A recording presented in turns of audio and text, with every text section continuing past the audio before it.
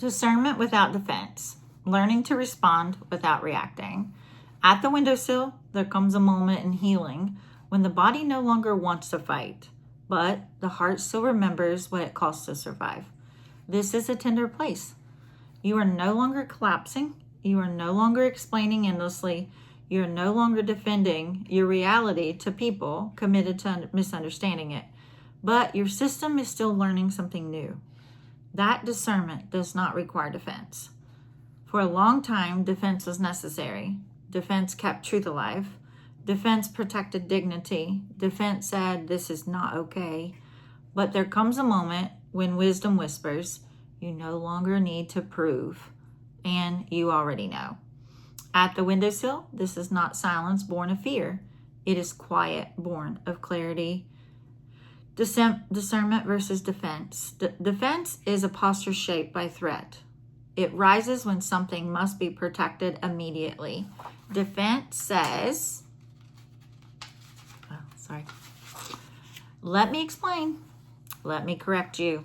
Let me prove my intentions. Let me make you see. Defense is not wrong. It is situational. But discernment is different.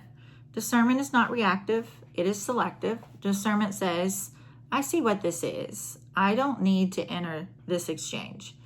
Truth doesn't require my exhaustion. Not every misunderstanding is mine to fix.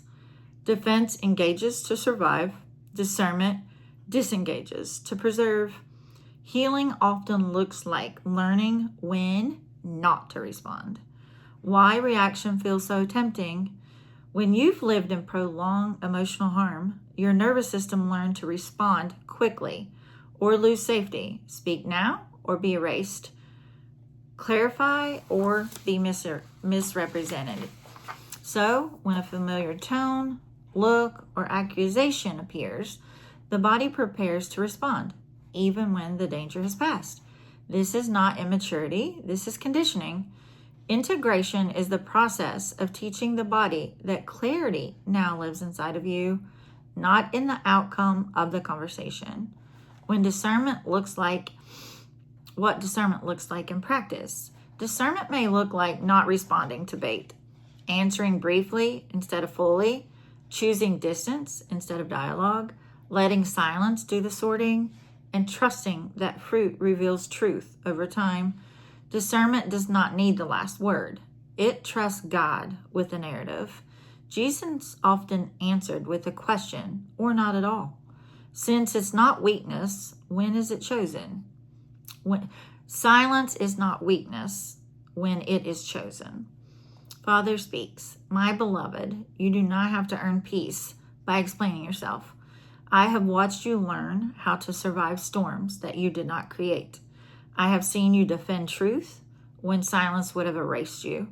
But now I'm teaching you something new. You no longer need to react to be safe. You no longer need to clarify to be known. You no longer need to defend what I have already established. Discernment is not withdrawal. It is wisdom. Rest your voice. I will speak where it matters. Come sit with me. I am guarding what you no longer have to. Windowsill wisdom, you are not obligated to respond to every misunderstanding. Silence can be spirit-led. Calm responses are not submission. They are sovereignty. Discernment chooses where your energy goes. Peace increases when you stop auditioning for understanding. You don't owe access to people to repeatedly misuse information. You don't owe. At the windowsill, wisdom settles in this truth. Not every reaction is required. Some moments simply require restraint and trust and be still and know. Scripture, Proverbs 19:11, a person wisdom yields patience. It is to one's glory to overlook an offense. Overlooking is not denial. It is discernment. James 1:19-20, everyone should be quick to listen, slow to speak, and slow to become angry. Slowness is not weakness. It is mastery. Isaiah 30:15, in quietness and trust is your strength. Strength does not always raise its voice. Sometimes it rests. Matthew 7:6, do not give what is sacred to dogs. Not everything holy needs explanation. Journaling prompts. What situation still triggers an urge to explain or defend myself? What am I afraid will happen if I don't respond? Where has silence protected me more than words ever did? What does discernment ask of me right now? Engagement or restraint? What would it look like to trust God with the outcome instead of managing perception? Windowsill challenge. For the next 7 days before responding, ask yourself, is this person seeking understanding or control? Will my response bring clarity or cost me peace? Is this mine to carry or God's to handle? If peace is the price of the response, discernment may be inviting you to pause. Choose one moment of intentional non-response this week, not from avoidance, but from wisdom. Healing is not found in perfect responses. It is found in regulated presence. You are not quiet because you are afraid. You are quiet because you are wise. God does not need your defense. He needs your trust. And I'm praying for you. Be still and know that I'm God.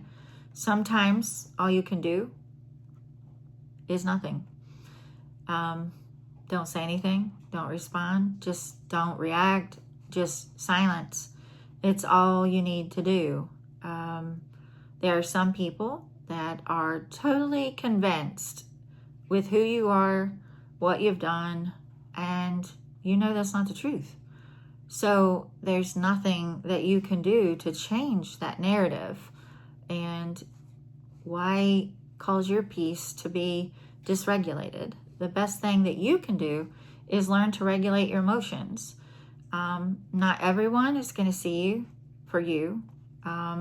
Everybody that encounters us gets a different version of us based on our relationship with them.